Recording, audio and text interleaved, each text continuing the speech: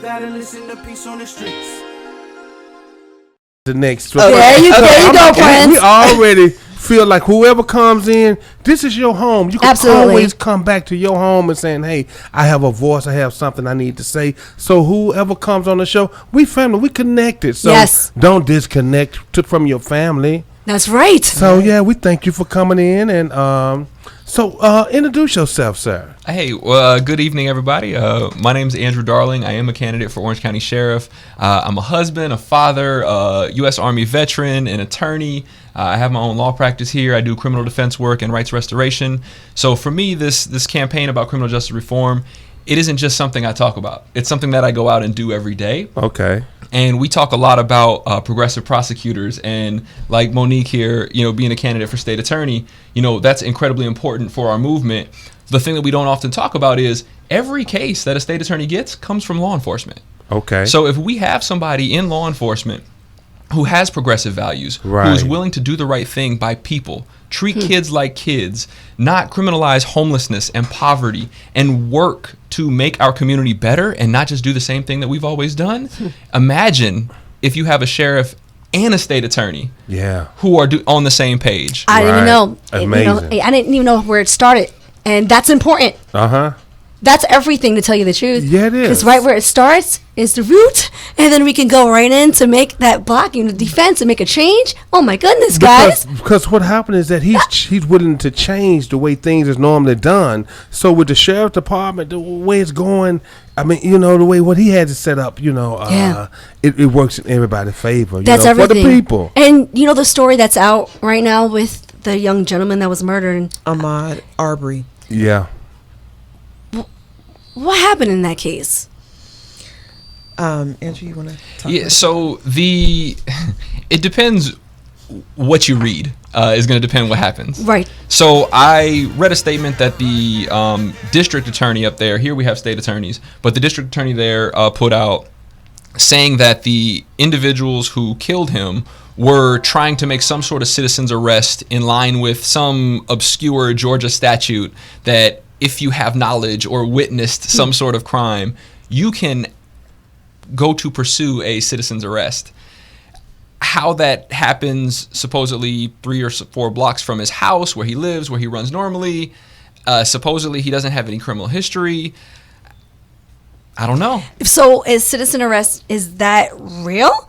So I'm only an attorney in Florida. I can only talk about Florida laws, but there are provisions in states that do allow stuff like that. And that county that he stayed in, it allows it. Right. I've been following the story too. But then what happens if you do arrest them and they didn't have a record or did anything? So how is that legal?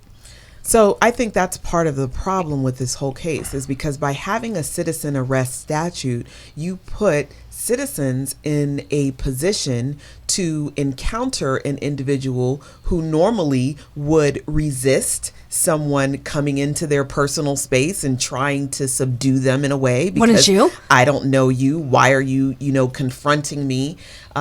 Whereas with law enforcement, there's a presumption that if law enforcement comes in contact with you and gives you direct directives, that you would follow those directives. Right. Not the same with a regular citizen. Correct. But one of them guys was an ex-cop.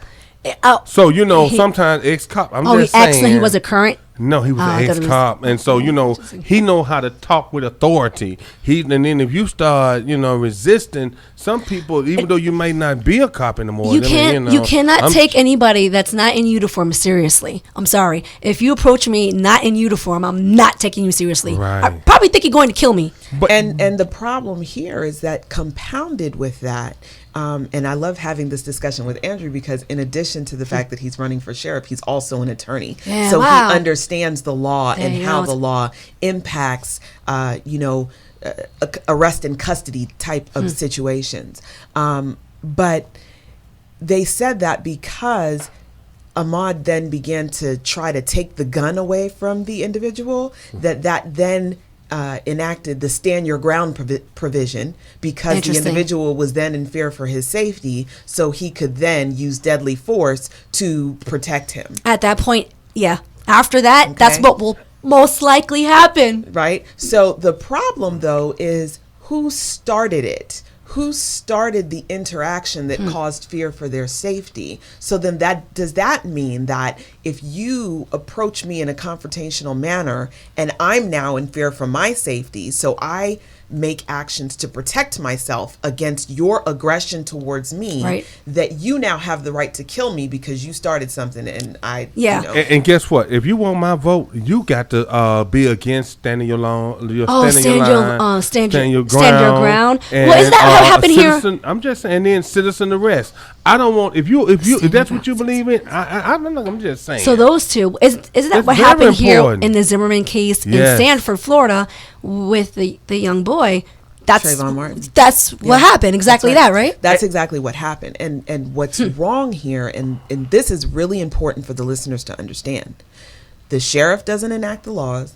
The state attorney doesn't enact the laws. The legislators enact the laws. So we have to hold our elected officials accountable. For sure. Because if we don't want these laws, and Prince, you just said, no, I don't want that. I don't want stand your ground. I don't want citizens arrest. I don't want any of that. Then we have to hold our elected officials accountable to ensure that those laws do not continue, because it's those laws that place the community in danger. And in order for that to happen, we have to vote for officials like yourselves to help make this movement up to legislators. You see what I'm saying, guys? Why it's so important to vote for your local. And a lot of times people just worried about the presidential election. That isn't really what's going to affect you right now. You're the people that's connected to you. Your city, your community, everyday living. Right here. They're the ones that you need to make sure, hey, they're standing for what you stand for. If they want your vote, you just don't give your vote away. I don't care what color, creed, whatever you are. These are my concerns. And are you with what my concerns are? Because like with those, the standing your grounds, it's not working for color Americans. No. Because people can they can stand back and say, hey, and it's just been proven over and over again. So I think they need to change those laws. I'm just kind of surprised that Florida did jump on it sooner, for voting what happened with Zimmerman case in Sanford. We went through a lot out here, and there was just a lot in that matter. And did you know that the people that killed the guy, they're still not arrested? It's hard for them to find counties to prosecute them. They don't even want to. So they're trying to find where in Georgia they're going to have their case. Those guys are still free. They're not even locked up. Well, the case is currently going to be going to the grand jury. So the grand jury will make a decision as to whether or not the case should be charged. But as we saw with the Michael Brown case, whether or not a grand jury decides to charge someone in a case depends on the strength of the case that the prosecutor presents to the grand jury. So you all are doing okay? Yeah, we're good. Thanks for being a part on Peace on the Street. Yes. So Monique Worrell, I know you've done a lot of changes already for us. Can you just give a little description of what you have accomplished? I know it's a long list, but I guess more recent, so the listeners and viewers can understand what you've done. So I most recently served as the Chief Legal Officer for Reform Alliance. And Reform Alliance is Jay-Z and Meek Mill's criminal justice reform organization that's focused on probation and parole reform. Wow. So basically that organization was born out of Meek Mill's probation violation that was a technical violation for popping a wheelie on a bike that landed him a 2-year prison sentence. Wow. Yeah. Prison. Yeah. Oh, for popping a wheelie? Yeah. Had he been warned before? Well, he had been on probation for all of his adult life. Oh, no way. Right? Since I believe he was the age of 19 years old. No he had been way. on probation for all of his adult life. Okay. And the thing about probation is that research shows that after 2 years, the effectiveness of probation decreases. And what you do is you hamper someone's ability to actually live a productive life. And they can't do the things that normal everyday people can do. So as I discussed before, you want to move, you could pick up and move tomorrow. If you're on probation, you need permission to do that. Was his offense violent in the first place for him to be on probation? So very, very long story, and I'll try to keep it as short as possible. He was charged with aggravated assault against a law enforcement officer in that Got it. he was being arrested, and the law enforcement officer said that he pulled a gun on them. Oh. Now, stop for a moment, okay? And Andrew, I want to give you an opportunity as sheriff candidate to respond to this. How many black men get to pull guns on law enforcement officers and walk away from the situation? None. Or cell phones? None. No, none. Wallets? None. None. So the reality of it is that it was highly unlikely that fact was true. And ultimately, the case was overturned because the law enforcement officer who was the chief law enforcement officer on that case was later found to be uncredible, dishonest, and was relieved of his duties on the force. So he got set up. Right. So I want Andrew to talk about that a little bit because, the integrity of law enforcement officers is really, really important. Yes, absolutely. In the, For sure. in the criminal legal system. Right. And as it comes to convictions and prosecution. Absolutely. Yeah, so there's our current state attorney, Aramis Ayala. She's implemented what's called a Brady list, which it has on it officers who have a history of, we'll just say, untruthfulness, Okay. and they are not going to be called as witnesses by the state. So as sheriff, if you're a deputy and you cannot be called as a witness, Come on. you cannot do your job. Right. You are ineffective. You do not need a job. It Not just with doesn't my make agency. sense. Yeah. So there are a lot of different roles for deputies. So whether it's in our schools, which we could probably have a long conversation about why deputies aren't necessary in schools, but the state requires it, so they're going to be there. Okay. We could talk about deputies that are out on the streets. We can talk about property crimes, special units, aviation units. There are all sorts of different things that the sheriff's office, this sheriff's office here in Orange County, is the 9th largest law enforcement agency in the South. Oh, wow. So it's know a that. huge agency. Disney. And another thing, too, when we talked about probation, so when I worked at the public defender's office, there were many times where I was in county court dealing with misdemeanors. So I would advise my clients oftentimes, listen, don't take 6 months probation. Don't take a year probation. Talk to your family, set it up. Go do 7 days or 10 Right. days in jail and be Exactly. done with it. Wow. Right. But some of Because- them can't do, and that's what kills me, about the guys. I'm just saying, you want to do the crime, but you can't do the time. I mean, 10 days because I knew someone, they offered them 10 days or weekends. And so he told me his story, but I was like, no, bro, go on, do the 10 days because what happened, if you violate in between those weekend visits where you're supposed to go check in Friday or whatever and get back out Sunday, whatever, you get caught, they're going to give you 4 years. Just like He that. thought about, yes. They let him know. If you get caught out in the wrong, you're supposed to be in Orlando. Your ass, excuse me, you get caught in Sanford, they're going to make you do them 4 years. I get it. But don't you have to pay for probation? So aren't you paying Yeah. them? Like, you giving them money? It's so why give them money? So American way. in Orange County, Interesting. particularly, If you don't pay, you go to jail. cost of supervision is roughly $50 a month. You're also paying if you're being drug tested, and plus you're going to pay your court costs. Yes. Right. So your court costs for a misdemeanor county case are about $350. Jesus. That's if there's no fine in the case. That's just your normal Correct. court costs. What you say? So if you have somebody who was arrested for driving on a suspended license, which the license is suspended because they haven't paid fines and fees, Okay. now they can't get their license because they still haven't paid the original fines and fees. Right. They have another $350 in fines and fees. And guess what? Our public transportation system in Central Florida is not that great. No, Right, you wait that's for right. hours out there. But it just we've been saying this as the people. It doesn't make sense. If I can't pay now, how I'm going to pay later? And I need help. Or why keep adding fees? Help me. Let me figure out a plan. Let me do something. Or, but there's no option.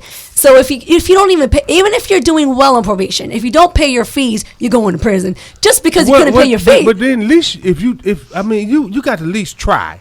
Because everybody Of course, works with right? try. The system. I mean, if you just you know you got these fees once you get out. If you ain't gave them $25 in 6 months, man, you ain't trying. That's when it comes to common sense on how they're going to deal with each case. just saying. But there's a great question.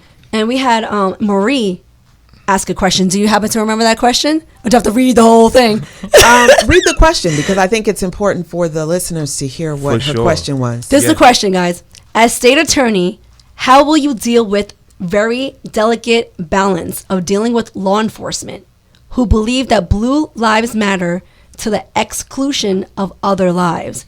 I am in New York, and in NYPD's motto is better to be judged by 12 than carried by 6. I've heard that before. That mentally breeds corruption. That's it. So that wasn't the original question that she posed, but I'll answer that one. Yeah, that's all I see right now. Maybe she just commented right now. So, I don't know if that's as good of a question for potential state attorney as it is for the sheriff. Blue Lives Matter is a real thing. And, I believe that justice matters over all of that. And if we're doing the work of justice, then whether the life is black, blue, white, or brown, it's justice is going to prevail. And that's how I would answer that. Andrew, what do you think? So I don't know anybody who's ever been born blue. That's a choice. It's a career field. It's an honorable career. So listen, being a law enforcement officer is an honorable career. Yes. You approach it with integrity. You approach it with wanting to do good for the community. But at the end of the day, it's still your career choice. I have black kids. My son is black. My daughter is black. My wife is black. That's not a career choice. That's not an option for them. That is who they are as a person. So when we try to equate the Black Lives Matter and Blue Lives Matter, and no, there is no such thing as a blue life.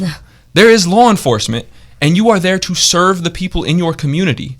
You are not there to occupy a community, particularly communities of color who have been occupied for ever since we've been a country. So integrity matters. And if you don't start from integrity, if you don't have integrity as a law enforcement officer, you're not going to be at the sheriff's office when I'm elected. Right. All lives matter. I never really understood the nature of that, but all lives matter. But it is an honorable job. I mean, I've always looked up to law enforcement. I still do.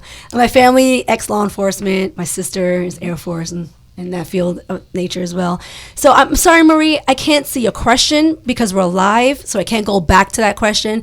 But I did read your comment. I appreciate you, Marie. We're going to try to remember that when we get back on the air to answer a question because it was a good question. Yeah. So I know that you're running for sheriff. Yes. Orange County. Mm-hmm. It's a big deal. And what changes, though, again, for our new listeners and our new viewers right now that just tuned in, what changes are you trying to make, and when can we vote for you?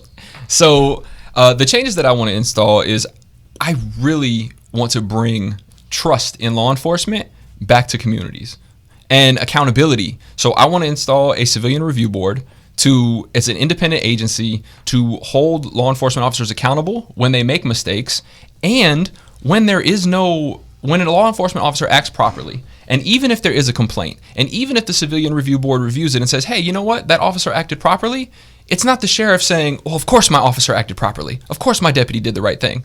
Okay, that's an outside agency that has credibility that can say, listen, we looked at the facts objectively. This is what happened. I also want to, treat kids like kids. Stop arresting kids.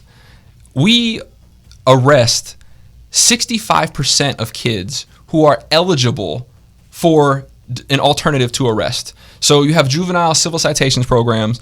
In Orange County, last year, in all of 2019, which was the current sheriff's only full year in office, of all the kids that were eligible for the program, 65% of them still got arrested, which means only 35% of them were given the alternative to arrest.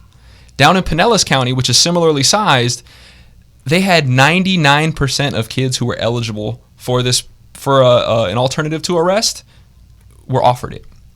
Can you explain a little bit more about what that actually means? Yeah, so to be eligible for a juvenile civil citation, it is low-level misdemeanors. So these are not violent crimes. These are not the most violent crime that you might see is like a misdemeanor battery, which is an unwanted touching. It could be a punch, it could be a fight, or sometimes you're going to see in a domestic context where a mom is trying to take a phone from a kid and the kid snatches the phone but bumps mom, or even in some cases, in worse cases, where a child pushes or strikes their parent.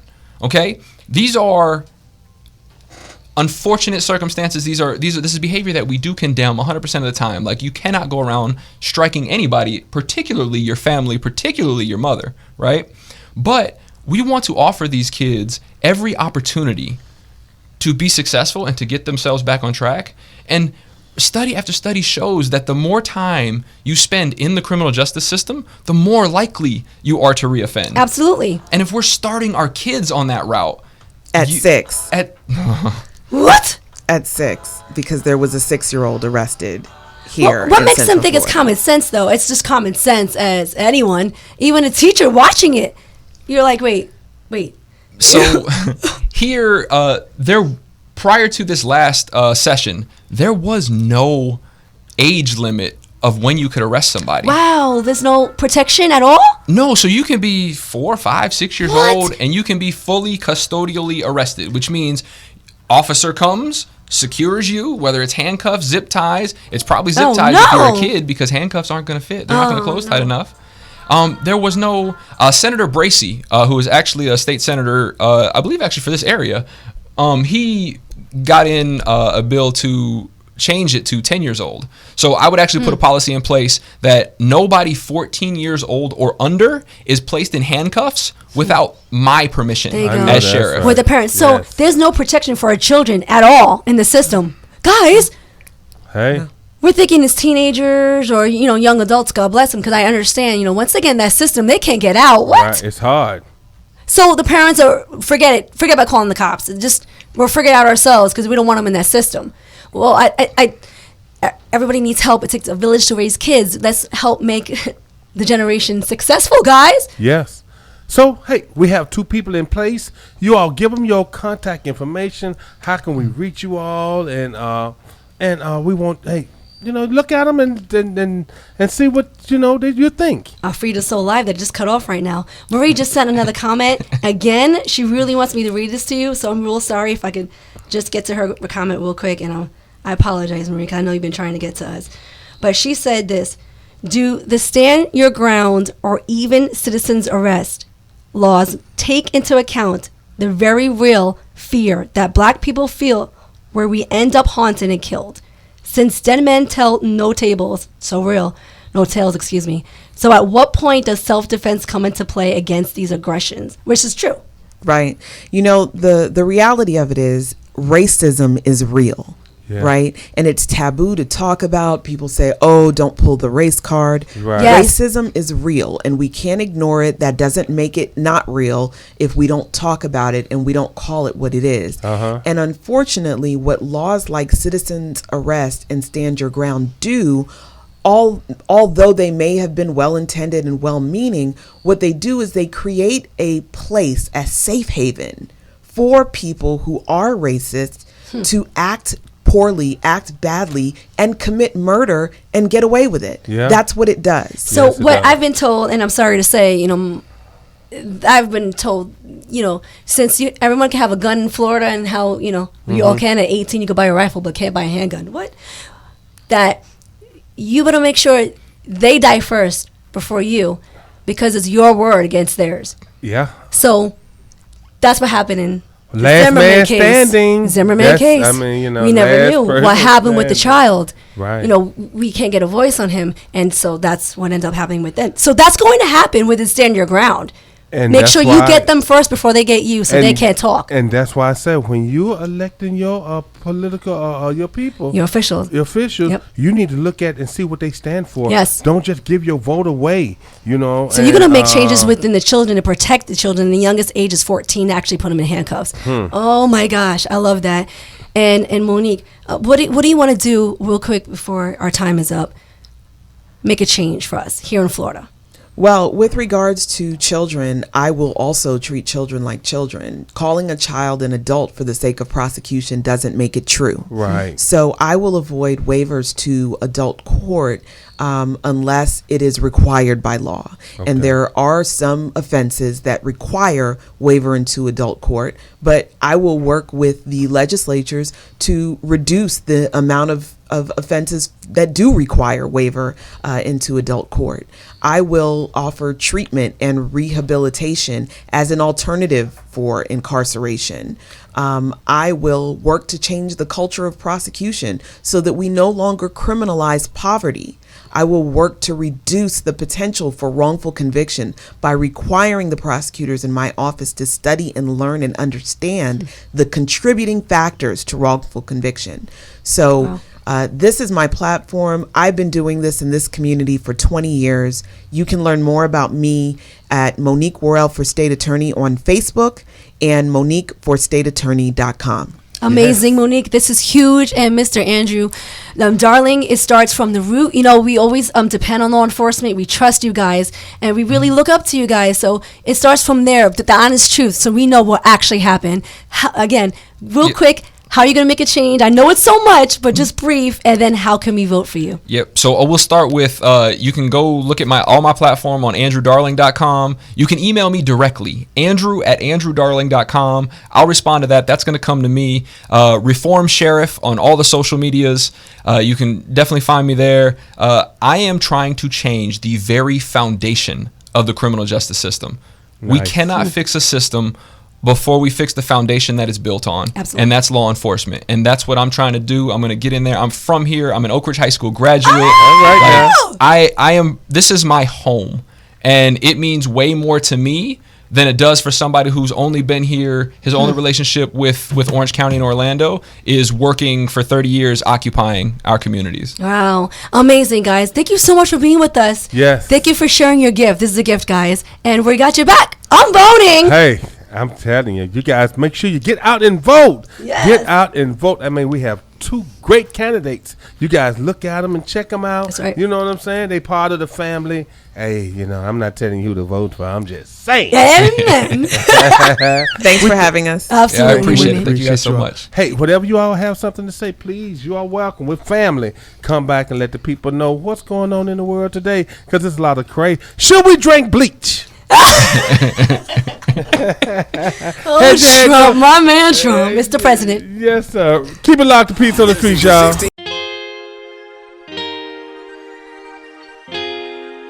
Good evening, everybody. Welcome to Peace on the Streets radio show with your host, Prince of the Sun. And your girl, Mimi. This is a heavy production. Late night, feet up, ride round, still up, peace on the streets. You gotta listen to Peace on the Street. Kicking it with Prince of the South and your girl Mimi. When they make it look way too easy. Peace on the streets. You gotta listen to Peace on the Streets. So you gotta tune in.